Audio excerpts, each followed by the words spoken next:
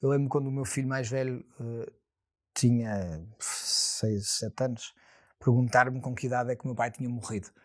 Ahm, e eu dizer com 36, quando eu tinha também 36, ele disse, mas o pai tem 36, mas vai viver mais tempo, não vai?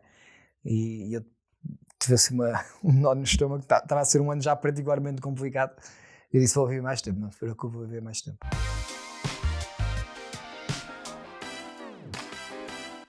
Alô, bem-vindos a mais um episódio do meu podcast Só Mais 5 Minutos. O meu convidado de hoje começou a cozinhar aos 8, 9 anos.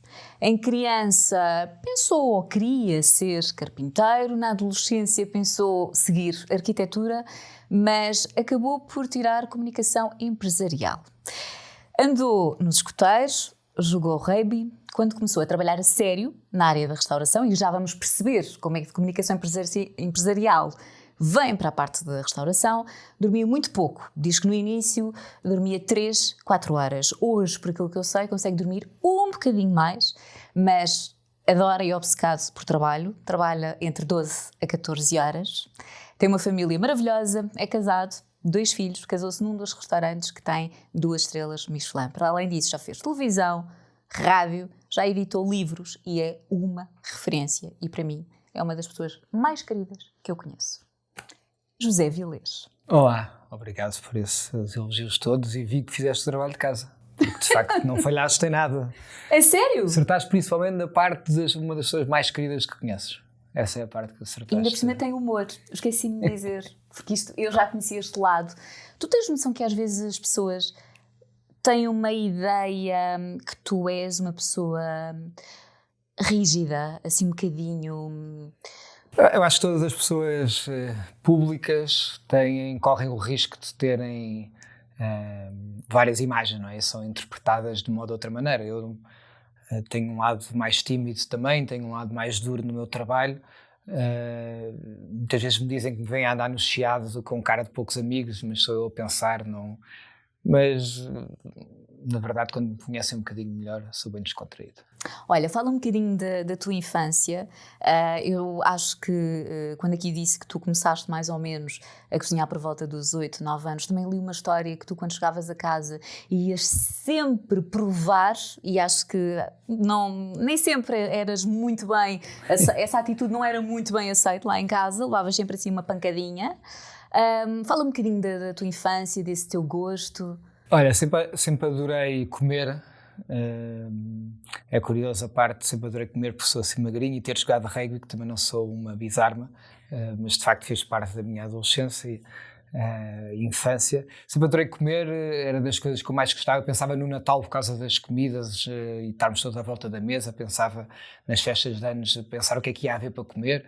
Chegar a casa, a primeira coisa que eu fazia sempre era levantar as tampas dos tachos e das panelas e, de facto, de vez em quando dava assim umas palmadas para estar sossegado, abrir o forno, espreitava para dentro. Com 8, 9 anos começo a fazer assim as minhas primeiras experiências. Com 10 anos, 9, 10 anos, com a minha irmã montámos uma pequena empresa e vendíamos tortas e biscoitos para fora. Custavam 420 escudos, porque eu tinha visto que no supermercado as tortas, de uma famosa marca que eu não posso dizer, mas que é a Dan Cake, custavam 400 escudos. E tu puseste mais 20. E eu pus mais 20 escudos porque as minhas eram caseiras e os deles industriais. Por causa disto, uma vez o diretor da Dan Cake já me mandou uma caixa para ir com 20 tortas a agradecer eu ter falado disto. Não é a intenção, agora não é a intenção, não estou de dieta, não vou comer mais 20 tortas. Por isso eu adorei cozinhar porque adorava comer. E comecei a experimentar sempre cada vez mais coisas, mas nunca pensei, até aos meus 20 anos, nunca pensei em ser cozinheiro. Não tinha referências nenhumas perto de mim que fossem. E eu acho que nós, quando somos pequenos, quer dizer, primeiro alguns que ambicionam ser astronautas ou jogadores de futebol, eu queria mesmo ser carpinteiro, mas que nasce numa conversa com um primo meu. Quando eu tinha 6 anos e ele 10, ele pergunta-me o que é que eu quero ser. Eu digo carpinteiro, porque era o que eu gostava de fazer, estava sempre a arrancar as cascas das árvores e construir barcos e construir casas e fazer uma data de coisas. Mas tu ainda hoje, desculpa interromper, gostas muito também de desenhar as cozinhas dos teus restaurantes. Sim, também tenho esse lado de... Eu acho que, quer dizer, está muito ligado a esta parte dos trabalhos manuais. E eu lembro-me de dizer este meu primo que tinha 10 anos que queria ser carpinteiro, e ele disse que carpinteiro não se ganha dinheiro nenhum, tens de ser arquiteto ou advogado, que eram as profissões na altura e eu, advogado, nem sabia muito bem o que era, e disse, então, sou arquiteto, sempre faço uns projetos, sempre faço uns desenhos. Hoje até me sinto um arquiteto frustrado, porque estou sempre eu a projetar tudo, tenho sempre folhas de papel milimétrico que quase não se vê, estou sempre a desenhar, a fazer os projetos das cozinhas, dos novos restaurantes, de mudanças da casa, de tudo e mais alguma coisa. A carpintaria passa para os alimentos e para a parte do artesão, à volta dos alimentos, e acabo por juntar, acho que, dois mundos que eu gosto muito, complementados pela comunicação empresarial, muito ligada depois à comunicação e ao marketing, etc. E depois como é que de repente tu depois, entretanto, começaste a estagiar, vários restaurantes, para as pessoas pode fazer um bocadinho de confusão, mas calma lá, tirou a comunicação empresarial e de repente tornou-se neste chefe. Tu também já deixaste claro que este teu gosto pela cozinha, tu sempre, no início sempre foi visto um bocadinho como um hobby, longe de ti. Sim. Imaginar que ias estar onde estás. Hoje em assim, dia. faz hoje agora por estes dias, por estes meses, 20 anos que eu comecei na profissão, que comecei a fazer os meus primeiros estágios. Nunca fiz curso de cozinha, sou autodidata, apesar de ter feito depois pequenos cursos, 2 dias, 1 semana, 3 dias, coisas muito específicas. E tiveste bons mestres contigo? Muito bons mestres, continuo a aprender muito. Eu acho que há uma coisa muito importante na vida, que é nós continuarmos a aprender e às vezes aprendemos mais com um conjunto de pessoas que até sabem menos do que nós, mas se nós tivermos a humildade de as ouvir e de estar com atenção, acho que das coisas mais importantes na vida é estar atento, porque nós muitas vezes a diferença de uma pessoa atenta e outra que não está atenta, que vai a uma exposição, que vai a um restaurante, que vai... uma absorve muito mais do que a outra, e de facto acontece muito isso, que é passado 10 anos lembrar-me de uma coisa que na altura não me fez significado, mas depois a minha vida dá uma volta e cruzo-me com algo que liga com aquilo e de repente tenho uma ideia que me surge por causa disso, dessa relação. E eu acho que essa construção na cozinha tem muito a ver também com essas memórias e com esse passado e com a minha vida. Acho que o que nós somos hoje é sempre fruto de tudo o que nós fizemos, e até mais do que isso, do que os nossos avós foram, do que os nossos pais fizeram, os nossos amigos. Acho que nós somos sempre, não vivemos sozinhos, vivemos em sociedade, por isso acabamos por ser o resultado de tudo isso. E tu lembras no dia em que chegaste a casa e disseste, na altura, acho que, e corrijo-me se eu estiver aqui a dizer alguma coisa parva, mas agora fala-se em chefes, na altura era muito ser cozinheiro, não é? Sim. E na altura não havia muitos homens nessa área. Era mais uma profissão ligada... Na verdade, internacionalmente, quer dizer, a história, há muito mais homens do que mulheres em cozinhas profissionais. Cá em Portugal é que não era. Cá em Portugal também, nas cozinhas profissionais, se nós formos olhar para os hotéis mais antigos de Portugal, quer dizer, em brigadas inteiras não havia praticamente mulheres. Até é uma coisa que hoje se procura muito descobrir o porquê, quer dizer, há uma série de razões, entre elas a maternidade, o esforço físico, que levam as mulheres a não seguirem depois estas carreiras de alta cozinha, que há muitas horas por dia, que se trabalha ao jantar até muito tarde. Mas quer dizer, eu acho que aí não foi uma questão de homem ou mulher. Eu, de facto, quando chego e digo à minha mãe, no fim de um curso de comunicação empresarial, que queria ser cozinheiro, a minha irmã tinha feito uma coisa parecida 1 ano antes, depois de acabar Direito, a dizer que não queria seguir Direito e queria seguir outra coisa qualquer que ainda queria ver. A minha mãe, coitada, que... Teve uma sensação de déjà vu. Teve uma sensação de déjà vu e achar que estávamos doidos e que não fazia sentido. Combinei, na altura, acabar o curso, faltava ainda 1 ano do curso, combinei acabar o curso, acabei por fazer o meu último estágio, já um trabalho, uma tese de licenciatura sobre a gastronomia portuguesa, que era a identidade e a imagem da gastronomia portuguesa, um trabalho de marketing sobre a identidade e a imagem, com a patrona Maria de Lourdes Modesto, onde ficámos depois muito amigos, com o orientador de estágio, o Rui Vinhas da Silva, um autor, professor, que era meu professor na altura, e tive que entrevistar 100 pessoas da área em Portugal, porque era o gap perceptual entre o que era a gastronomia portuguesa para os estrangeiros e o que era para os portugueses, a identidade e a imagem. Estrangeiros em Portugal, tudo dentro da área. E isso abriu muitas portas, porque entrevistar 100 pessoas da área em Portugal era, nessa altura, entrevistar quase toda a gente relevante. E a partir daí salto para um estágio e tenho para aí 10 anos da minha vida que nem me lembro deles, de tanta intensidade e de tanto trabalho e de tanta...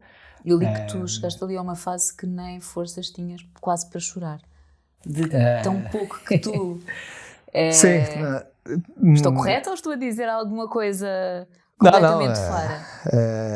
É verdade, não tinha força para nada. Tinha uma altura... É importante termos tempo para conseguir processar tudo o que está a acontecer. Mas eu, como queria fazer as coisas e achava que tinha começado tarde, porque não tinha começado as escolas de 16 anos de cozinha, não tinha... e sempre tive um bocadinho esta ansiedade, muito relacionado com a morte do meu pai. O meu pai morre quando eu tenho 7 anos, com 36 anos, e por isso eu sempre fiquei a achar que ia morrer cedo e que tinha que fazer as coisas rápido. E por isso esta pressa de viver e de fazer faz com que eu... tenho ao longo destes anos alguns momentos de praticamente amnésia e dessa falta de força para chorar. Não que me apetecesse chorar em particular, mas num sentido mesmo quase falta de ar. Ainda a última vez assim mais pesado foi há 4 anos que acabei mesmo a soro no hospital uma noite, mas de excesso de trabalho, em 3 semanas ir à cama. Foi na altura do bairro? Foi na abertura do bairro. Agora com isto tudo, do Covid, também tenho tido bastantes preocupações de outro género, mas eu entrego-me muito às coisas e por isso a minha vida pessoal está muito misturada com a minha vida profissional. E tu difícil... como é que fazes essa gestão, exatamente? Como é que é quando tu chegas a casa, e porque também li a tua história com a Sofia, e é muito engraçado porque nós às vezes quando pensamos não é para mim, é quando de repente toma, é mesmo para ti. Mas já lá vamos falar de também um bocadinho, explorar o início. Como é que tu fazes essa gestão? Por exemplo, nesta altura que tu agora falaste, que tu falaste publicamente, tiveste que fechar restaurantes, como é que tu fazias esta gestão com os teus filhos, com a tua mulher? Quer dizer, eu tento não levar o trabalho para casa, como se costuma dizer, mas há uma parte que é impossível, até porque há muitas coisas que eu converso com a minha mulher e sempre conversei. O meu filho mais velho, que é uma criança especial, também se mete muito já e manda as suas bocas e os seus bitados e pergunta-me que restaurantes é que eu fechei, porque é que fechei, e se aquela pessoa que ele conhece vai continuar a trabalhar, se teve que se ir embora, etc. Por isso, de repente, há alguma pressão extra, mas que temos conversas muito honestas. O meu filho mais novo gosta mais da brincadeira e mete-se menos. Mas, acima de tudo, quer dizer, acho que mantive muito a calma, porque, de facto, o que se passa, eu acho que o grande problema é quando se é gestor numa fase destas que não se consegue ver para a frente. Isto é um navegar à vista num dia de nevoeiro cerrado, que por um lado há um medo de podermos focar em alguma coisa e por outro lado há uma calmaria porque não há nenhuma racionalidade em tomar-se nenhuma decisão concreta e por isso temos que esperar. Mas o esperar também pode ser complicado, porque se não tomarmos as decisões certas nas alturas certas, com novas normas a saírem do Estado, novas leis, com os layoffs, com os apoios, com os não apoios, com as pessoas a entrarem, a renovarem contratos, a não renovarem contratos. Quer dizer, é muito complicado gerir. Antigamente falava-se disto, que se desaconselhava, que era a gestão nasal, que era eu cheira-me que aquilo, e a pessoa andava a guiado com isso. E agora de repente nós vimos num negócio que nunca ninguém fez um P&L onde só a coluna das receitas é que está vazia, o resto está lá tudo. Ou seja, não entra dinheiro nenhum e sai dinheiro em muitas direções. E não sabemos até quando. E por isso, obviamente, provoca muita angústia.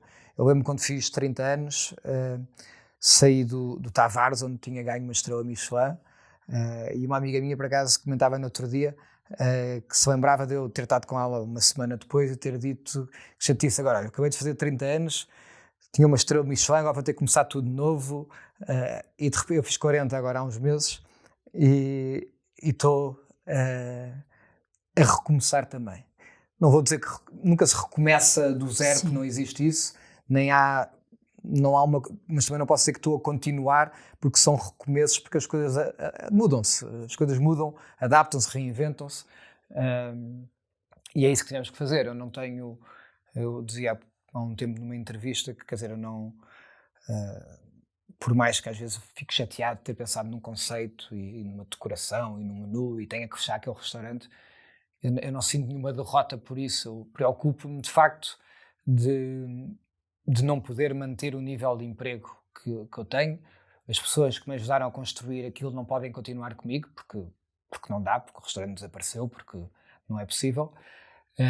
E isso preocupa-me, porque um dia essas pessoas falaram comigo para entrar na empresa, confiavam em mim, eu confiei nelas e crescemos juntos. Há umas que custam mais porque tiveram mais tempo na empresa, outros custam menos porque temos uma relação pessoal menor. Mas eu acho que isso é que é a grande questão, até porque me preocupa muito economicamente o que é que vai ser nos próximos anos. Mas há mais ou menos 2 meses lembro-me estar em casa, em pleno confinamento, e pensar de facto naquela fase, quem tinha saúde, família e o que comer em cima da mesa, não precisava de mais nada.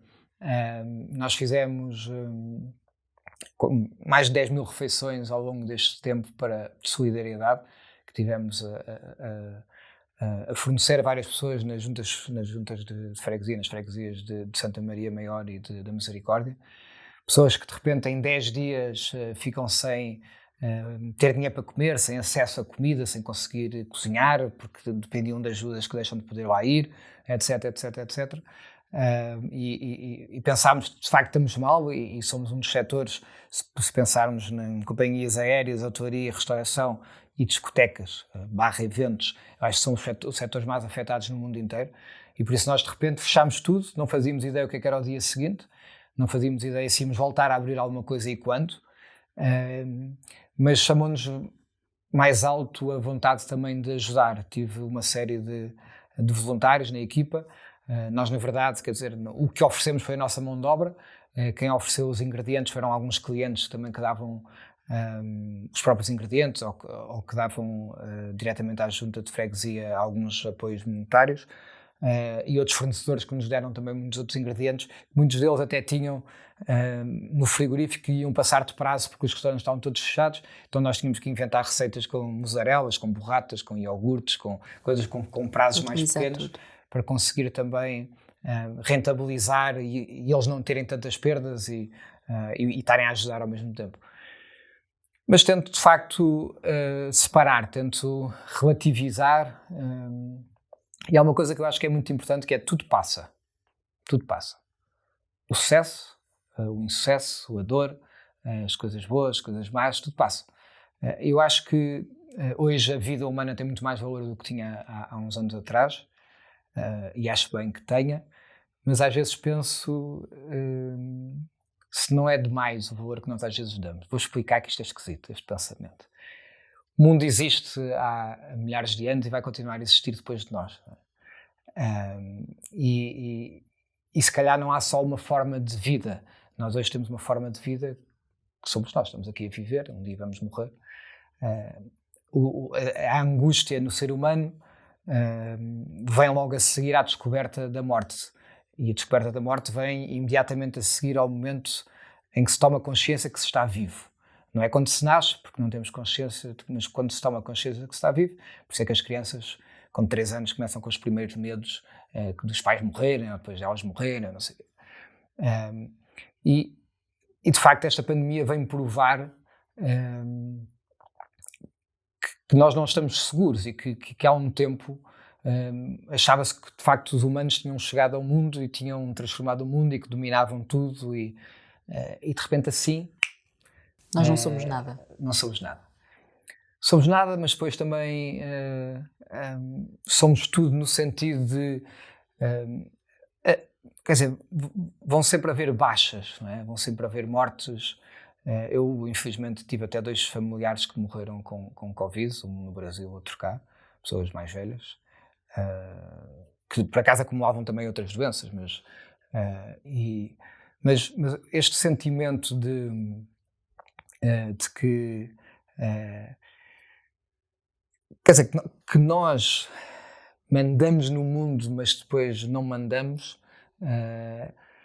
é perigoso. E eu acho que o que acontece, as redes sociais, a comunicação social, o termos acesso à informação e à desinformação diária, faz-nos pôr em cima da mesa temas que se calhar não deveríamos pôr. E por isso às vezes é tudo um bocadinho confuso e as pessoas acham...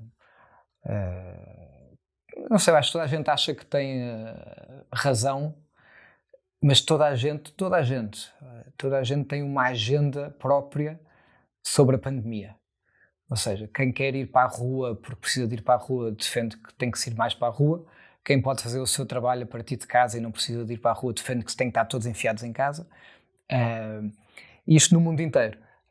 E por isso as coisas têm que ser analisadas com alguma subjetividade, porque eu acho que mesmo a OMS, mesmo os governos, mesmo toda a gente tem a sua agenda.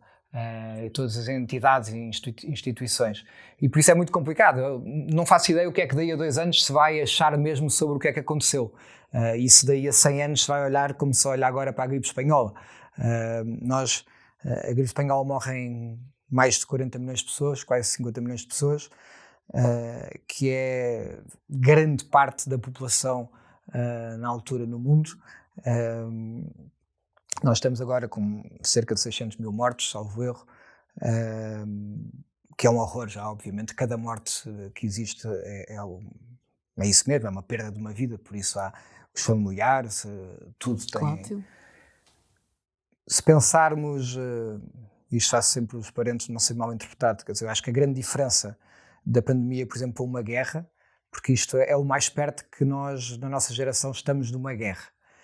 Mas a grande diferença é que na guerra os pais choram os filhos, os avós choram os netos, e agora os filhos choram os pais e os avós. Eu diria que é um choro um bocadinho diferente, porque vai mais dentro da ordem natural das coisas. Por isso é que existe a palavra órfão, mas não existe a palavra para um pai que perdeu um filho. Não existe essa palavra. Porque não é sequer uma coisa que as pessoas gostem de pensar porque não é a ordem natural das coisas. E por isso, de facto, um dos grandes problemas na gripe espanhola é que a segunda vaga ataca muito as crianças. A primeira ataca os mais velhos, a segunda vaga ataca crianças e jovens. E que eu diria, quer dizer, que é muito mais preocupante, obviamente, por a mudança da não normalidade das coisas. Mas, quer dizer, eu, no meio disto tudo, sigo com esperança que a pandemia vá passando, que os negócios vão retomando. Acho que todos aprendemos. Para mim foi uma oportunidade, apesar de nunca ter parado de trabalhar, foi uma oportunidade de estar mais em casa, porque os restaurantes estavam fechados, por isso à noite não estava nos restaurantes, estava em casa, de cozinhar para a minha família quase todos os dias. Que é uma coisa engraçada que eu estive a ler, desculpa interromper. Eu li que as pessoas devem imaginar que eu em casa também passo a vida a cozinhar, mas que não é bem assim. Eu não passo em casa, pronto, começa logo por aí. Isso quer dizer, quando eu digo que trabalhava, eu durante muitos anos trabalhei 16, 17 horas por dia. Eu estava a dizer 12, 14, não é? Não, dos 12, 14 são agora. Agora tento trabalhar, não trabalhar mais do que 14, mas que é fácil, quer dizer, eu começando às 8 da manhã a trabalhar, estando até às 10 da noite nos restaurantes, que é uma coisa, eu diria, que acontece praticamente sempre, não é difícil fazer as 14 horas. Mas quando eu saio à 1 da manhã dos restaurantes, rapidamente disparam as horas. E às vezes não começa às 8, começa às 9, ou faço treino, ou corro, faço alguma coisa mais cedo, ou o que seja. Mas eu de facto trabalhei durante 10 ou 15 anos, 16, 17 horas por dia, 6 dias por semana. Por isso quando me perguntavam se eu cozinhava em casa, eu, quer dizer, até me ria, porque eu... não. Exato. O meu filho mais novo, com 3 anos, que já lá vão 6, chamava-me o pai do Mano. Também li isso. Acho que isso diz muito, não é? E tu aí ficaste, sentiste o coração. Confirmei com a minha mulher se havia alguma coisa que eu devesse saber, e ela dando-me a confirmação, ela confirmando que não, que de facto não havia, eu tive que lhe explicar. E de facto a percepção que ele tinha era que não me conhecia. Era o irmão dele, o meu filho mais velho, chamava-me pai, tinha uma relação. Eu de facto houve ali 2 anos da vida dele, eu estava completamente subterrado de trabalho e não lhe dei se calhar a devida atenção e não criámos esse laço tão cedo. E isso fez-me pensar, tenho que mudar alguma coisa. Demorei ainda uns anos, não foi imediato, mas demorei cerca de 2, 3 anos a conseguir melhorar um bocadinho a minha vida, nesse sentido, para estar com eles de manhã, porque havia muitos dias, semanas, meses, que eu podia estar 15 dias sem os ver, sem viajar. E de repente estava em casa e saía mais cedo antes deles acordarem, chegava mais tarde antes deles acordarem, trabalhava às vezes sábados e domingos, e de repente o meu filho já perguntava: pá, onde é que tu a viajar aonde desta vez? Eu disse: lado nenhum, estive aqui em casa, até lhe tenho dado um beijinho todas as noites, mas eu sei que não dá por ela. E por isso tenho que fazer escolhas na vida a certa altura, não é? Eu, no meu discurso da minha festa dos 40 anos, disse que ia trabalhar menos, que tinha já conseguido nesta última década, no final desta última década, aproximado da minha família e disciplinado mais os meus horários, e que agora a próxima década era para me agarrar mais aos meus amigos, que também os perdi lá pelo caminho atrás. E que mesmo longe nunca deixaram de estar perto, e por isso são mesmo os meus amigos que eu queria voltar a estar mais perto. Depois acontece isto, que baralha vai baralhar outra vez. Vai baralhar um bocadinho a malta. Mas pronto, eu acredito também que o que não nos mata torna-nos mais fortes. E acredito de facto que dá para ter liberdade com responsabilidade.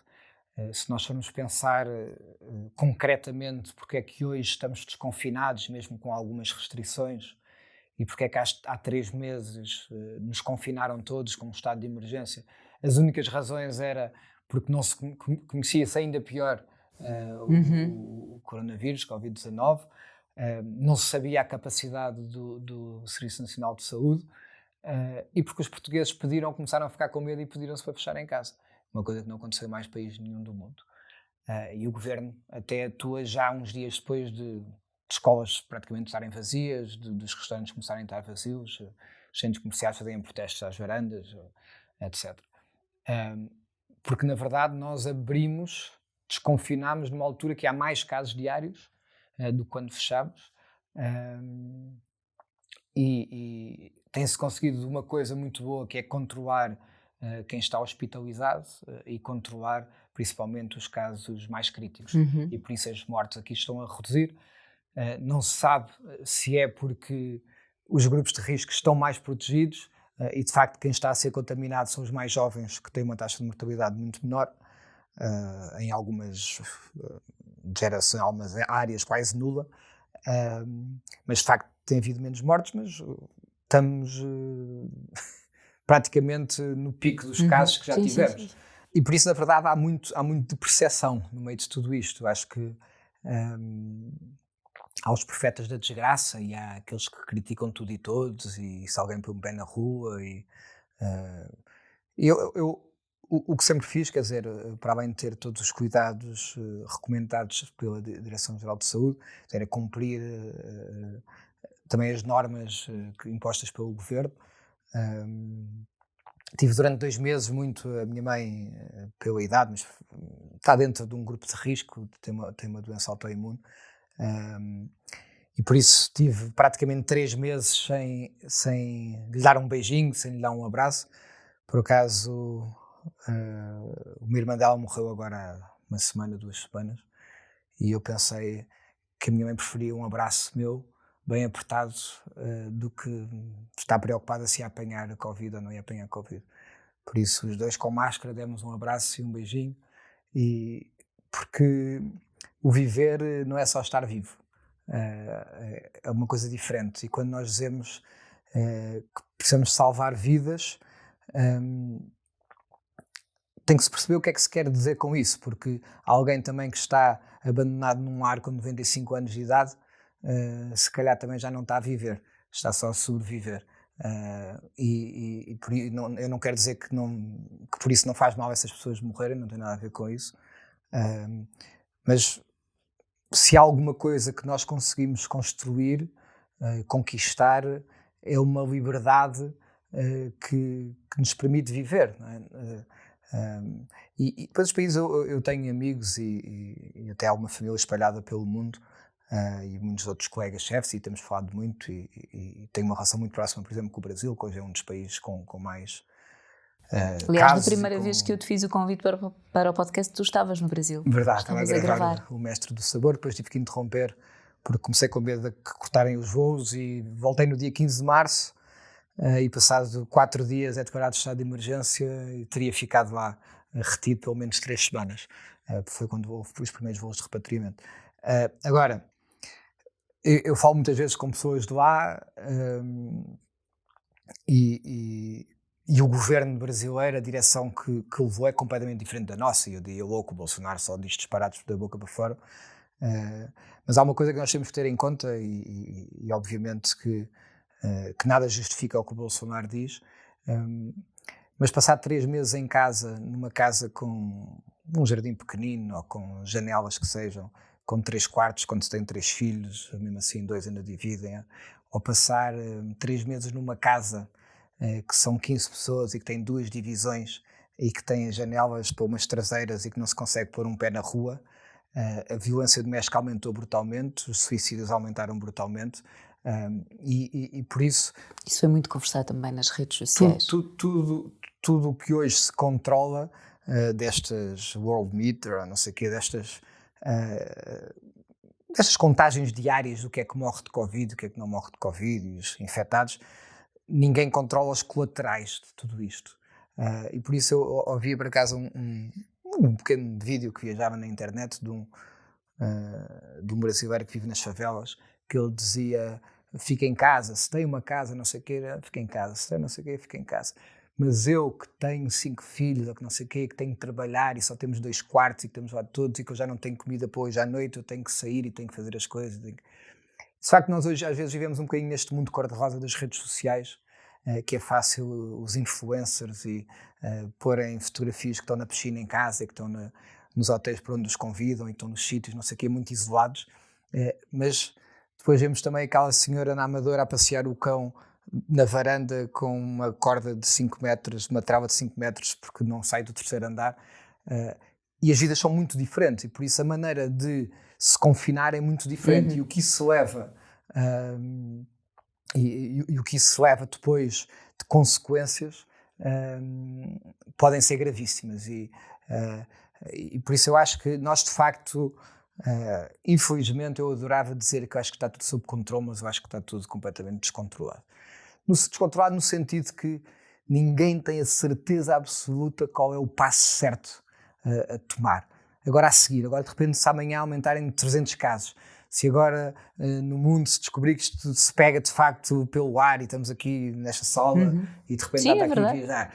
Se hoje li uma notícia de manhã que uma senhora assintomática tinha andado no elevador durante 2 pisos, sozinha nesse elevador, e depois o vizinho dela andou nesse elevador, apanhou-a só no sítio onde ela tocou e tinha chegado a uma cadeia de 71 pessoas. Isto são estudos que fizeram durante 3 semanas na China à volta dessa pessoa. E eu pergunto assim: e agora? E então? E o que é que se faz? E deixamos de viver e ficamos todos em casa e ficamos todos com medo? Ou protegemos de facto os grupos de risco, continuamos a viver com responsabilidade, com cuidado com os outros, com cuidado com nós próprios? Quer dizer, o país não pode parar. A economia não pode parar, tudo. Não é possível, porque nós aqui em Lisboa, quer dizer, em 15 dias tínhamos pessoas com fome. Aqui bem perto há pessoas a morrerem à fome disto. Não é preciso andar, não é preciso ir para a África, não é preciso ir para a América do Sul, não é preciso ir para a Ásia. Na Europa há pessoas a morrerem à fome. O que isto vai provocar quando se começar a haver despedimentos em massa, porque as leis, as regras do layoff, o que foi imposto, o que não foi imposto, permite a muitas empresas poderem fazer despedimentos coletivos em outubro. Quando acabarem as moratórias em março do próximo ano, que não acabam só das empresas, acabam dos particulares, E as pessoas, quando com o nível de desemprego que vai acumular, eu não apetece nada ser pessimista, mas acho que é muito realista pensar que estamos perante a maior crise económica também, que pelo menos a nossa geração viveu. Eu há um tempo pus um post no meu Instagram, faço sobre o meu avô, que morreu com 96 anos, nasceu em 1914, quando está a começar a Primeira Guerra Mundial. Com 8 anos tinha acabado a Primeira Guerra com 20 e tal milhões de mortos. Logo a seguir vem a gripe espanhola, que mata 45 milhões de pessoas. Apanha a Segunda Guerra Mundial, apanha a guerra na Coreia, apanha a guerra do ultramar, onde um filho dele, um tio meu, lutou. Passou por tudo isso e viveu uma vida maravilhosa, casado durante 65 anos com a minha avó, com 7 filhos. E morreu apaixonado pela minha avó. No dia que morreu era apaixonado pela minha avó. Dormiam os dois assim numa cama chamada de corpo e meio, que nem casal era. E de facto nós queixamos-nos muito também. E por isso, se nós pusermos tudo isto em perspectiva, e se de facto isto estamos a ser postos à prova, e pode haver teorias de conspiração. Até hoje até se falava que era possível que os primeiros casos podem ter vindo dentro das vacinas para a gripe, e que depois começou daí, quer dizer, dentro do laboratório lá. É um bocadinho diferente, mas nós hoje fomos chamados a responder a algo que a nossa geração nunca viveu. Completamente. E temos que nos adaptar, temos que nos reinventar, temos que olhar para quem está pior do que nós e tentar ajudar. Mas acho que não devemos ter medo, devemos ser conscientes, devemos ser responsáveis, mas também não nos devemos privar de viver. Exatamente. Porque, mais uma vez, reforço que para mim estar vivo não é viver, são coisas diferentes. Tu há pouco estavas a falar, e é inevitável isto, já é a segunda ou terceira vez que eu falo disto. Tu estavas a dizer que às tantas dás por ti a pôr a máscara e vais ter com a tua mãe, que também colocaram uma máscara, e eu percebo. Eu posso dizer que vai fazer um mês que eu perdi a minha avó, não pela Covid, mas aquilo que eu sinto foi que eu devia ter estado, porque os últimos tempos não estive. E isso era aquilo que tu estavas a dizer. Depois é uma dor que fica, e apenas estava a ser responsável porque não queria colocar em risco a minha avó, mas entendo perfeitamente o que tu dizes. Olha, não querendo continuar e a falar, e obviamente também quero falar, por exemplo, da tua relação com a Sofia e do casamento no Bel Canto, da festa, queria só voltar aqui a um período da tua vida que eu sei que também foi muito complicado. Isto, se tu quiseres, obviamente, se não quiseres falar, eu respeito e não falamos, que tem a ver com uma coisa que tu também já falaste, que teve precisamente a ver com o teu pai. Foi um período bastante complicado que tu, inclusive, precisaste de alguma ajuda. Ajuda essa que também te ajudou depois também no teu processo de criatividade na cozinha, por aquilo que eu estive a ler. Durante uma altura tu fizeste psicanálise. Não sei se é uma coisa que tu queiras, que se tu queres falar, se não quiseres, não falamos, pura e simplesmente. Eu viro-me ao contrário e é como se estivesse no divã da psicanálise, já posso falar. Não, olha, sim, mas sabes porquê? Porque eu acho que é muito importante. A minha mãe é psiquiatra. E eu acho que hoje em dia nós falamos tanto, e há pouco tu estavas a falar dos efeitos da pandemia, e o número de casos nós não sabemos nem da missa à metade. Sim. Do que há. Ansiedades, depressões, fora outras coisas. E até de crianças próprias. Exatamente. Quer dizer, eu por ter feito tanto tempo de psicanálise, falei já muito de tudo, por isso acaba às vezes publicamente a falar também de tudo isto, e não tenho problemas em fazê-lo. Depois às vezes ouço-me e penso, se calhar não devia ter falado demasiado, mas... Porque sentes que te abriste e que mostraste um lado que não... Não, porque quer dizer, eu não tenho nada a esconder de mim, quer dizer, nada, acho que toda a gente tem alguma coisa a esconder, mas não... Sim, mas não é um lado teu. É um lado meu, e às vezes... É um lado meu, mas eu quando me ouço ou quando me leio, a única coisa às vezes que me preocupa é que o que eu falo também envolve outras pessoas.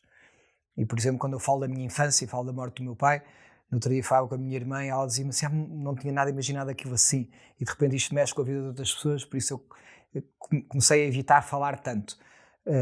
Mas sim, quer dizer, eu tinha 7 anos, minha irmã tinha 8, meu pai 36 anos, que para mim era velho na altura, mas hoje pensando que... Difícil. que eu lembro, os meus 36 anos foram muito complicados, que era eu ir ficar mais velho que o meu pai. E a minha mãe com 34 fica viúva, nunca mais volta a casar, nunca mais volta a ter ninguém. E ainda hoje é meia doida e cega pelo meu pai, que é um bocadinho doentio quase, como eu lhe digo. Mas pronto, tem uma paixão doida e para ela vive ainda com o meu pai na cabeça dela. Que por um lado é muito bonito, mas por outro é muito difícil para ela para conseguir continuar a viver. E também para os filhos. E também para nós. Mas pronto, acho que nós depois, cada um arranjou a sua vida e claro que estamos muito com ela também, que damos todo o apoio. Mas há essa... De facto, a minha mãe ficou agarrada a um passado que já tem 30 e tal anos. Também foi o primeiro namorado, começou a andar quando tinha pai 14 ou 15 anos, e o único namorado, e casaram e tiveram filhos, e aquela história assim, meias que não existe. Para uma criança, ter o contacto com a morte é algo muito, muito forte, não é? Se para um adulto, por ser possivelmente a única coisa que não tem volta atrás, já é algo com muito impacto, para uma criança principalmente. E ter um contacto da morte de um pai e depois inconscientemente culpar-se, a pessoa acaba sempre por se culpar, porque é que o meu pai terá morrido, será culpa minha, não será culpa minha. Eu na altura, quer dizer, era muito miúdo, depois acabei, eu lembro que com 17, 18 anos, foi quando 10 anos depois que eu consigo superar um bocadinho a morte do meu pai, a escrever muito. Eu escrevia muito, tinha a mania que era poeta e escrevia muitos poemas, e escrevi muito sobre o meu pai, e isso de alguma maneira fez-me fazer as pazes com ele, porque um lado é culpar-me a mim, outro lado é culpar-me a ele porque é que ele me abandonou, mas faz parte. Eu acho que isso, eu lembro quando o meu filho mais velho tinha 6, 7 anos, perguntar-me com que idade é que o meu pai tinha morrido. E eu dizer com 36, quando eu tinha também 36, ele disse, mas o pai tem 36, mas já vai viver mais tempo, não vai?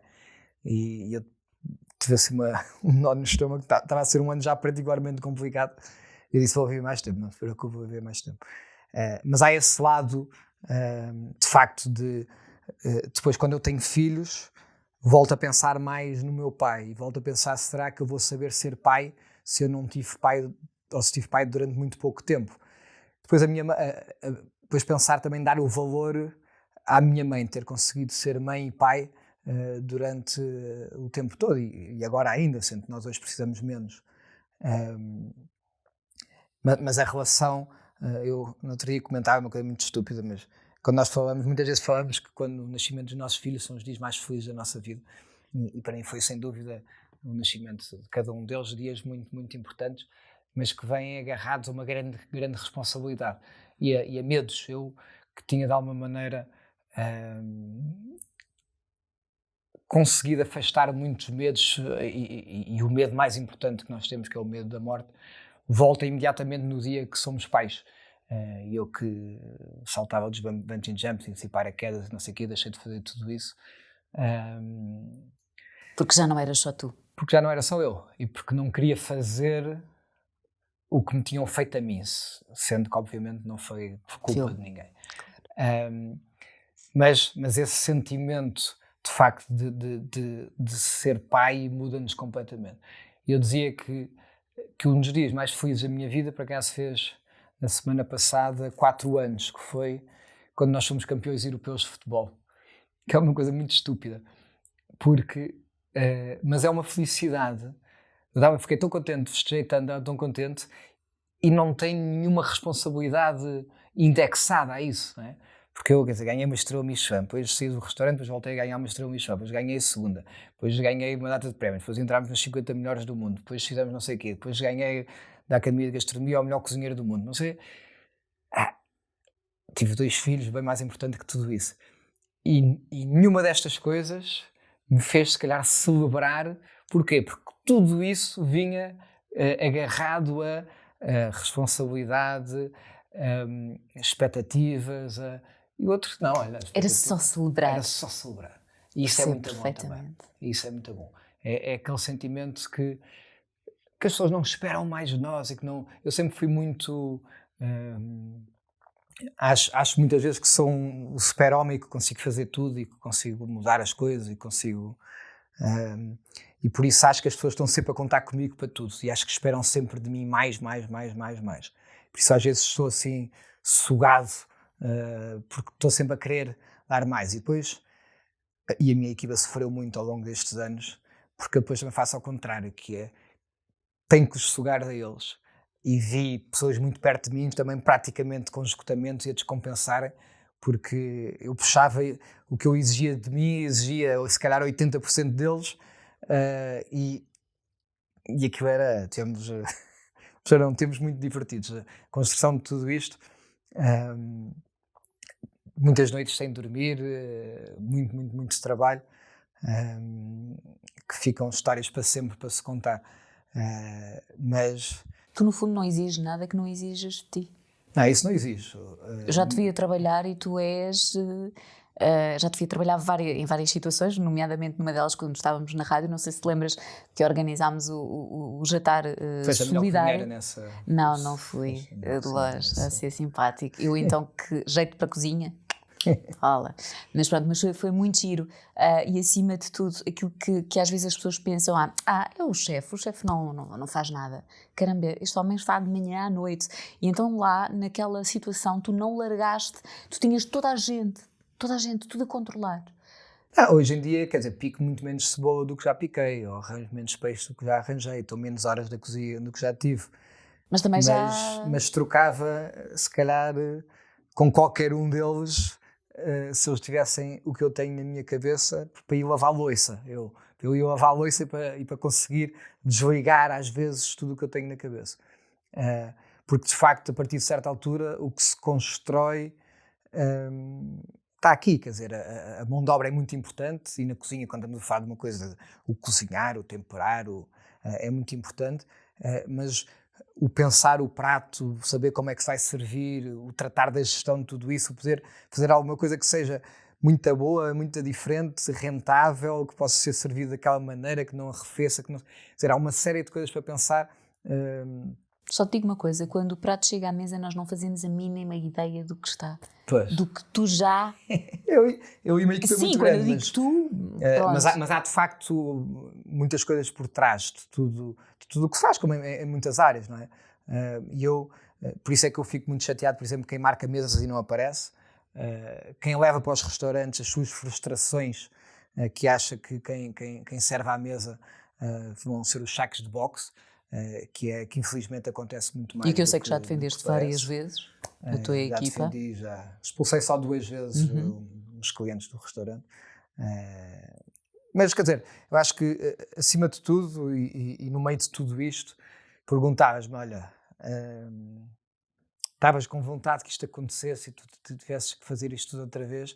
Não estava de todo, obviamente, mas tenho-me divertido muito também a repensar a empresa toda, a repensar os menus, a repensar as equipas, planear a esplanada do bairro que abrimos agora, a passar a pizzaria para as varandas do bairro, a passar o minibar para o beco, o reaproveitar, o tentar reinventar-nos sem gastar nem mais €1, porque não podemos gastar, claro. Porque temos hoje os restaurantes praticamente todos abertos, e as coisas até têm subido um bocadinho, mas em todos os dias perdemos dinheiro, ou seja, aquela operação toda, e no bairro já chegámos, por exemplo, a servir no dia inteiro, e que está aberto o dia inteiro, em 4 conceitos, quase 300 refeições, e no fim do dia mesmo assim perde-se dinheiro. Nós no ano passado, no dia equivalente do ano passado, tínhamos servido 1.100 nesse dia, com uma equipa não muito diferente, porque há um mínimo necessário de equipa que é preciso para aquilo tudo funcionar, e por isso... por um lado, quer dizer, é ótimo ver as coisas aos poucos a começarem, mas depois pensar que se tem aquele trabalho todo e que os restaurantes começam a estar compostos com os distanciamentos devidos, sociais, etc. E ao mesmo tempo é um negócio que se vai perdendo dinheiro todos os dias. E pensar quando é que isto vai mudar. porque nós investimos muito nos últimos anos, estávamos completamente em contraciclo, o dinheiro que a empresa tem vindo a fazer tem sido reinvestido na empresa, e por isso, quer dizer, não é sequer o perder dinheiro e ficar menos rico, é estar a perder tudo o que se construiu. E é difícil. E a equipa que acaba por ser a tua família também, não é? E a equipa que acaba por ser a minha família. E essa é a parte mais difícil, porque eu acho que as coisas materiais... Sim, eu percebo. Tudo tem a ver com as pessoas, claro. Não é? Tudo tem a ver com as pessoas e tudo isso é possível construir por causa das pessoas que o constroem e das pessoas que vêm usufruir, e por isso isto é algo que ataca diretamente as pessoas, não é? Ataca a saúde, depois ataca os bolsos, depois as preocupações, a família, a tristeza. Isto é o estado de emergência ou de calamidade. Isto de facto é uma pandemia, isto de facto é uma calamidade. Sabe, o que aconteceu em Espanha, eu conheço uma pessoa que lhe morreram 12 familiares, que lhe morreram 3 avós dos vários lados. Quer dizer, nós, de facto, a nossa taxa de mortalidade acabou por ser bastante controlada, pensando por 1 milhão de habitantes, comparado com Espanha e com outros países. Em Espanha é raro conhecer-se alguém que não tenha perdido alguém. E pessoas em centros de grandes cidades, com avós mais velhos, não sei o que é assim, então ainda mais. E a recuperação, quer dizer, a imagem que há de à noite em Itália, de caminhões militares passarem com os caixões lá dentro, isto é uma imagem de guerra, não é outra coisa, é uma imagem de guerra. Eu acho aí é mais ou menos na altura que os médicos italianos começam a escrever cartas para o resto da Europa a avisar o que é que vinha aí, o que é que ia acontecer. Acho que mesmo assim em Portugal há um consolo que é nós nunca tivemos que escolher a quem dávamos a cama ou a quem dávamos o ventilador. E eu acho que isso para um médico é um grande consolo. Nós nunca chegámos à ruptura do Serviço Nacional de Saúde. Eu acho que se há alguma coisa que, ou por sorte, ou por competência, ou por estarmos num extremo da Europa e só temos uma fronteira terrestre, ou porque levávamos a vacina da BCG, que também há essa teoria, ou porque fomos responsáveis e nos enfiámos mais cedo em casa, de facto, nós de repente ouvimos relatos de Itália e de Espanha que tinham que escolher uma cama para 20 pessoas, um ventilador para 20 pessoas. E nós nunca tivemos que o fazer, que eu acho que seria o maior cenário de guerra que nós poderíamos sentir. E isso nós tivemos ainda, estamos a ter muitas mortes, porque as mortes são mortes, tem sempre família, sempre amigos que deixam-se, é sempre uma vida que acaba. Mas mesmo assim, não tendo isso, eu acho que dá alguma paz, porque quer dizer que tivemos sorte ao prepararmos, mas que isso correu bem, chamavam um milagre. Agora já o milagre já caiu porque já temos muitos casos diários, mas eu acho que nisso de facto foi melhor. Não, eu acho que a crise social que há quer dizer, eu tenho grandes amigos a viver em Milão, tenho um grande amigo italiano da terra, que é de onde começa, de Bérgamo, de onde começa a sair tudo. Eles ficaram 3 meses completamente fechados em casa, já não havia fruta fresca nos supermercados, era mesmo cenário de guerra. Caso agora, quando reabrimos o Belcanto, a semana passada, uma turista italiana que tinha vindo alemã, que tinha vindo sozinha, nesse dia tinha chegado de Berlim, disse que nunca tinha conhecido Portugal, tinha decidido vir para conhecer Portugal sem muitos turistas, que era vegetariana, não bebia álcool, mas que pediu um copo de vinho e que pediu um peixe para comer no Belcanto. É sério? E disse que foi a coisa que lhe soube melhor na vida, que estavam 13 graus a chover na Alemanha. E ela perguntou-me se o menu que eu ia servir era o menu com os produtos que eu conseguia arranjar agora em termos de Covid. E eu disse, olha, eu consigo arranjar tudo. Não há nada que nós tínhamos que tirar da casa. Ou seja, a realidade é completamente diferente. Há realidades por aí fora muito diferentes. Nós conseguimos, por exemplo, houve empresas de vinhos em Portugal que por não termos parado de produzir, cresceram as vendas, as que exportam, as que têm um negócio mais local, não. Porque Espanha deixou de conseguir exportar, Itália deixou de conseguir exportar e nós conseguimos exportar. Por isso nós, de facto, nós não parámos completamente como outros pararam. Também não acho que é por isso que agora tínhamos mais casos. Acho que é pelas bocado dinâmicas. Como tu também, sim. E é um bocado como tu dizes, ninguém sabe. Ninguém sabe bem. Podemos estar aqui exatamente. Se eu já tinha filosofia de vida, que era um dia de cada vez, eu acho que agora é mesmo. E nisso é também uma coisa que nós temos em comum, que é esta vontade de viver e de aproveitar. E a propósito de viver e de aproveitar. Eu já nem sei em quanto tempos vamos, mas também ouvi dizer que tu hoje tens imenso tempo para mim, não é? Imenso. É um homem com imenso tempo. Aliás, chegou aqui dizer, tenho uma hora que tenho muita coisa para fazer. Cheguei um pouquinho mais cedo também. É verdade, mas é super bom. Olha, mas é coisa que eu avisei, e tanto o Zé como o Romano são testemunhas. Eu disse, o Zé é super, super pontual. Portanto, para mim, a pontualidade é pelo menos 10 minutos mais cedo. Incrível, adoro. Olha que eu não era assim, antigamente eu era péssima, agora para mim também prefiro chegar 10 minutos mais cedo. O que é que eu queria falar? Queria falar, obviamente, da Sofia. Eu estive a ver que vocês tinham uma história muito engraçada, porque quando vocês conheceram a Sofia mais velha, certo? E tu na altura pensaste, uau, ela é uma brasa, mas nunca será para mim. E isto é daquelas coisas engraçadas que nós, pumba, está feito, calhou. Olha, eu tinha 14 anos, eu acho, 13, 14, estava a entrar para o 7º ano, na escola secundária de Cascais, também conhecida como polivalente. E a Sofia estava no 11º, acho que ela depois foi estudar para fora, e eu na altura jogava rugby e o meu treinador de rugby era da turma dela. Eu lembro-me dele me ter apresentado a Sofia como a tia Sofia. E curiosamente, olha, até o meu bisavô ou o meu trisavô é irmão do bisavô da Sofia, por isso até tínhamos uma relação familiar, mas que eu desconhecia na altura. E que eu lembro de pensar em grande brasa, mas de facto, nessa idade de 14 para os 19, é uma grande diferença. A Sofia tem mais 4 anos e meio do que eu. Tu pensas sempre que é inalcançável. Quer dizer, e na altura via dessa vez e nunca mais a vi, achei mesmo muito, muito gira. Depois via passado uns anos, ela depois viveu em Londres, em Barcelona, em Veneza, andou a fazer o estudo e alguns trabalhos por fora. Depois encontrei muitos anos depois, e muitos anos depois, 15 anos depois disto, ela tinha acabado há pouco tempo com um namorado e uma tia dela tinha separado.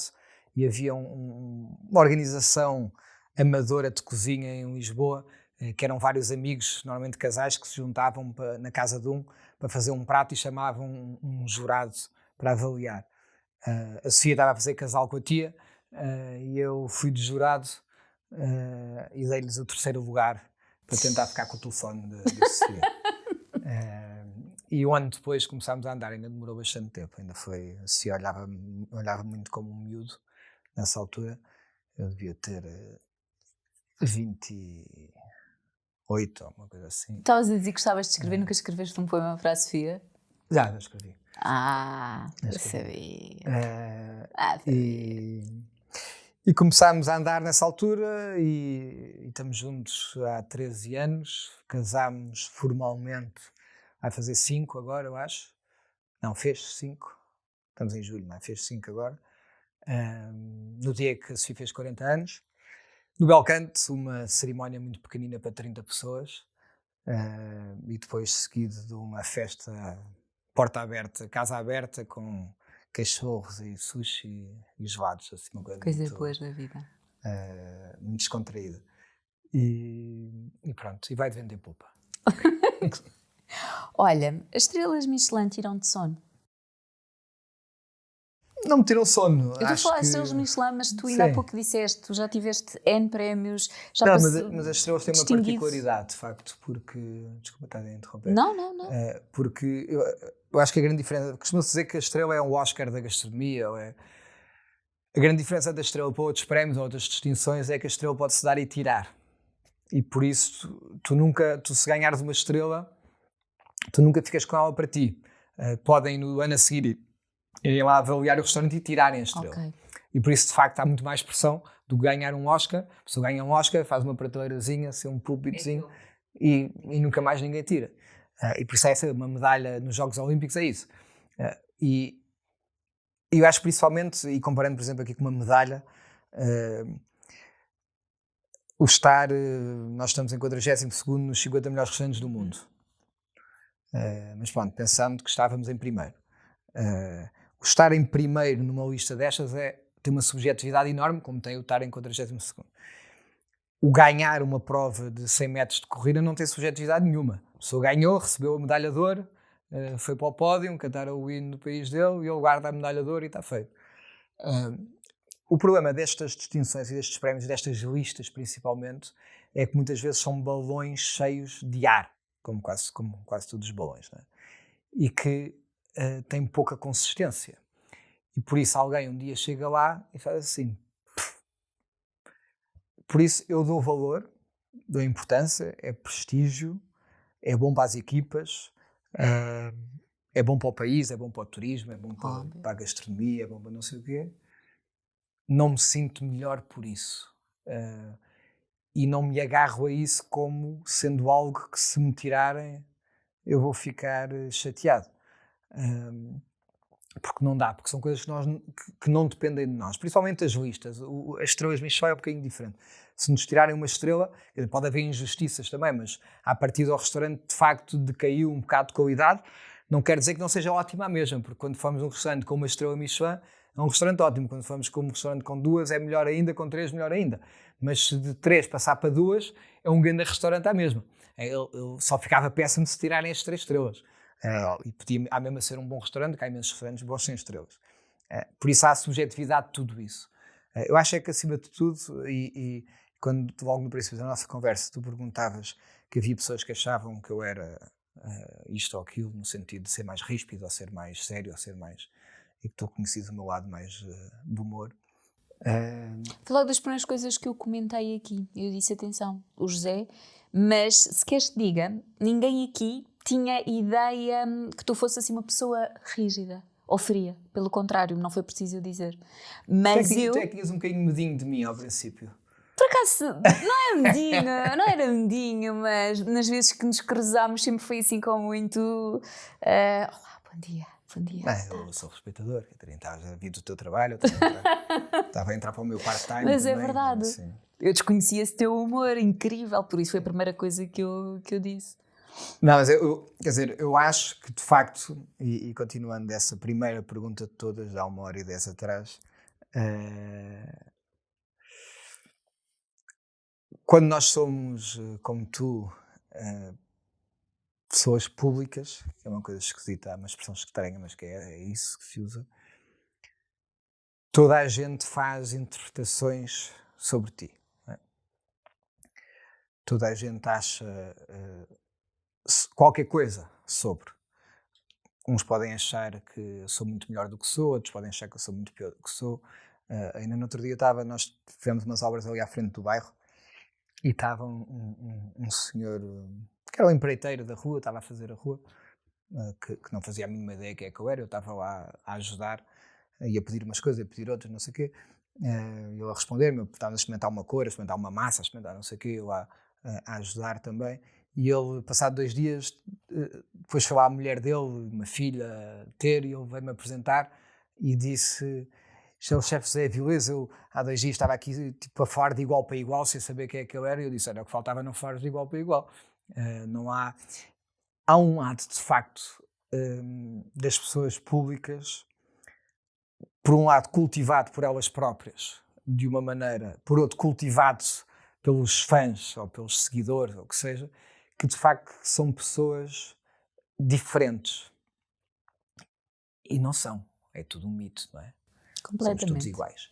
Morremos iguais aos outros, sofremos iguais aos outros. Temos só uma coisa, que é mais responsabilidade. Porque temos mais pessoas que nos ouvem.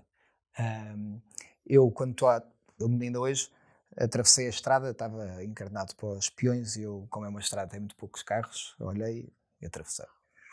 E pensei assim... Se alguém estiver a ver... Não, e uma coisa que eu faço, eu quando estou com os meus filhos, nunca faço isso. Eu estou a ensinar, nunca faço isso. Mas depois penso, se alguém de facto vê isso, é um mau exemplo.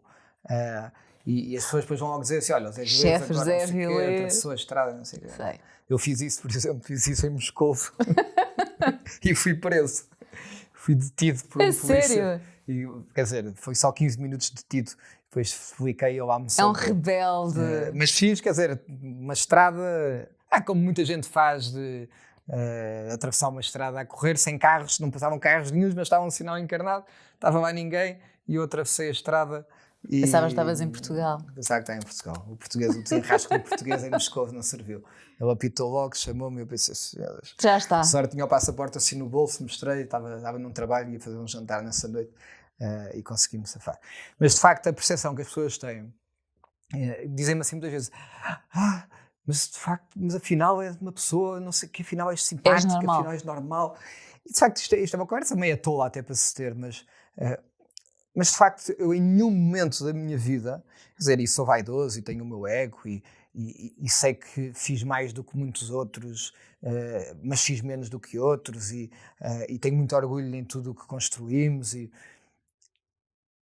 Mas de facto, isto cruzando um bocadinho com os temas, por exemplo, raciais e de diferenças e igualdades, as pessoas têm que ser julgadas pelo seu caráter e não pelo que fizeram, ou pelo que fizeram no sentido de qual é importante, agora apareço na televisão.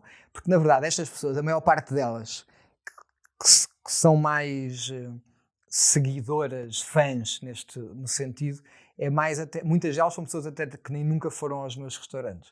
São pessoas que veem alguém na caixinha, lá dentro, na televisão ou nas revistas, não sei o quê, e são... Eu fico muito feliz quando pessoas gostam do meu trabalho, que é diferente do que... Obviamente gosto que as pessoas gostam de mim, e está a ser mentiroso se é o contrário, mas uma coisa é ser seguidor do meu trabalho e eu ser reconhecido em vez de ser conhecido. Eu muitas vezes sou convidado para aqueles concursos da televisão que eu apareço, faço isto, não sei, eu digo, não quero fazer. Eu não quero fazer, até às vezes, até acho que me divertiria alguns desses concursos, mas eu não quero ser essa pessoa da televisão, eu não quero ser essa pessoa que aparece só porque aparece. O que eu gosto de mostrar é o meu trabalho, não é?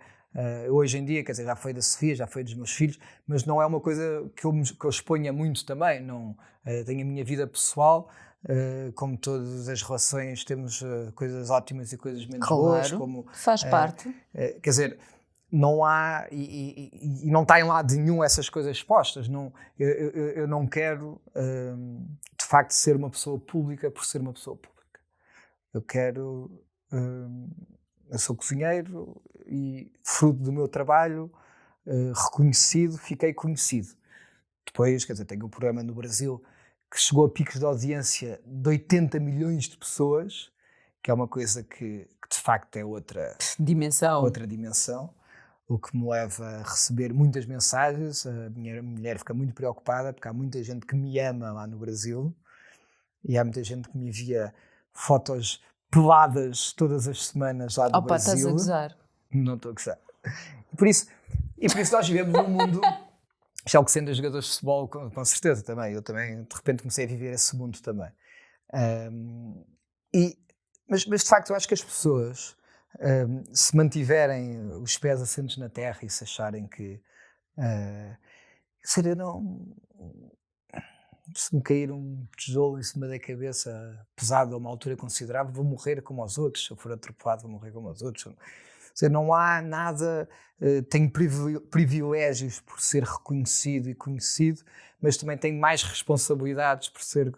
E por isso também tenho mais dificuldades, como tenho mais facilidade. Equilibram-se, as coisas equilibram-se. E acima de tudo, eu acho que é isso que faz... nós termos conseguido fazer tantas coisas, mesmo estando agora numa fase muito complicada na empresa, é eu ser isto, aqui, ali. A coisa que mais me irrita é pessoas que trabalham comigo, que me tratam com muita diferença e depois vão falar para o lado, para o colega e o tratam mal. Para mim, eu trato toda a gente igual. Obviamente, que se parecer o Presidente da República, não sei o que, eu tenho alguma... Óbvio. Mas o respeito é transversal. E tem que ser transversal nas idades, nas classes sociais, se é cliente, se é um empregado de mesa, e por isso, quer dizer, um empregado de mesa a tratar um cliente tem que ser com o mesmo respeito que o cliente também o trata a ele. Obviamente, nós estando a servir, acontecia muito, obviamente, quando eu comecei, que ninguém me conhecia, as pessoas em geral não tratam bem os empregados de mesa. É uma coisa que é um bocado triste, mas é verdade. Não ligam muito, não olham nos olhos, atiram o casaco para cima para pendurar no bengaleiro, etc. Me aconteceu muitas vezes quando as pessoas não reconheciam a minha cara. Agora, no tempo que ouvi-se cabelo rapado, que eu rapei o cabelo, agora já está mais crescido. Eu vi. E de máscara, a servir nos restaurantes, as pessoas não conheciam quem é que eu era. E eu sinto na pele o que é muitas vezes a pessoa, tipo, nem olhar nos olhos e dizer sim, vá. E entristece-me imenso, porque acho que de facto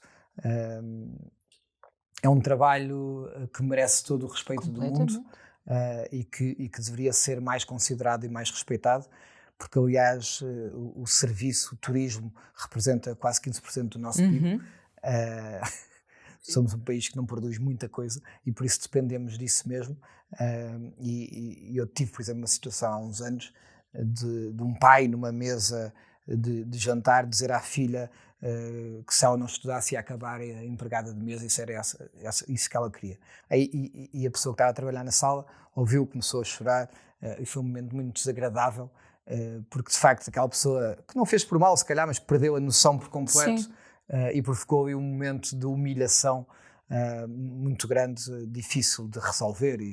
Acho que às vezes as pessoas dizem muita coisa e não pensam nos outros. Tem que pensar um bocadinho os outros, mais. Exatamente. Eu concordo. Tem que pensar um bocadinho mais. Eu acho que de facto há um mínimo de respeito que toda a gente merece que se tenha por eles. Toda a gente merece. E os que não merecem é porque não se deram ao respeito e que foram perdendo essa e quando consideração. Exatamente. Eu quando digo isto é um bocadinho como tu estavas a dizer, às vezes as pessoas nem fazem por mal. Se calhar nem têm a noção, não, estão ali só que não sabem a situação da outra pessoa que ouviu e o que é que aquilo, o efeito que eu também acho que a maior parte das vezes há pessoas que estão mesmo chateadas com a vida e vão para lá chatear. Exatamente, sim. Mas a maior parte delas não fazem por espalham mal, a frustração. Isso é um bocadinho como nas redes. As redes sociais é isso também. As pessoas gostam de atacar porque quer dizer, as pessoas estão lá atrás, escondidas atrás de um perfil e é fácil. Falso, ou mesmo perfis verdadeiros, mas com um mundo mágico, sem problemas. Olha, mas isso não há. Isso é uma coisa que eu faço questão de passar nas minhas redes sociais. Não há vidas perfeitas. E quem passa essa imagem de uma vida perfeita, desculpa, não está a ser real. Tu és muito perto da perfeição, Catarina. Por isso para ti é mais difícil. As pessoas ficam um bocadinho baralhadas. Está bem. Estás com pressa, não é? Queres que eu faça? Sei que estás a dizer isso. Olha, eu faço sempre esta pergunta final, tem a ver com o nome do meu podcast.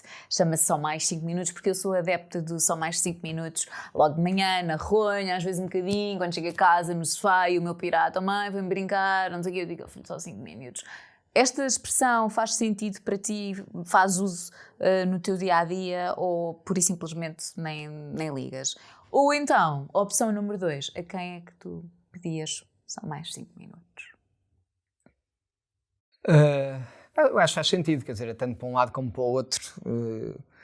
Eu ainda sexta-feira à noite montei a esplanada do bairro, agora aquela rua ficou pedonal. Azulou e ficou... Ainda ontem passei por lá. E eu estive a dar os jantares no Belcanto, depois interrompi os jantares porque e estava com uma carrinha que íamos passar, as floreiras estavam no antigo minibar lá para a frente, e depois no fim do serviço do Belcanto, já era para aí 1h, eu disse, quero montar a esplanada hoje ainda. E disse só mais 5 minutos, aí 10 vezes ou 20 vezes as pessoas estavam comigo. Portanto, não foram só mais 5, foram mais 4. Às 2h20 da manhã. Porque eu queria mesmo sair de lá com aquele sentimento de dever cumprido, que a esplanada estava montada e que sábado já podíamos começar a servir, e por isso tenho às vezes isso, e até tenho também na ronha na cama, ponho aquele mais 5 minutos no despertador, está programado para tocar naquele, e depois tocar e eu levanto-me à segunda vez, por isso é esses 5 minutos. Às vezes meu nem à terceira. Esses 5 minutos do teu programa, que eu sei que é inspirado no meu despertador. Exato. Olha, Zé, muito obrigada, acima de tudo, por teres... Eu sei que tu tens uma vida super, super ocupada. Muito obrigada. A segunda foi de vez, eu consegui trazê-la ao podcast. A segunda também. Não, eu tive a deixar ser para a terceira, para também te esforçar um bocadinho mais. Caramba. José Vilis no meu podcast. Obrigado. Muito obrigada eu. Obrigado. Espero que tenham gostado e até ao próximo episódio do podcast Só Mais 5 Minutos. Beijinhos.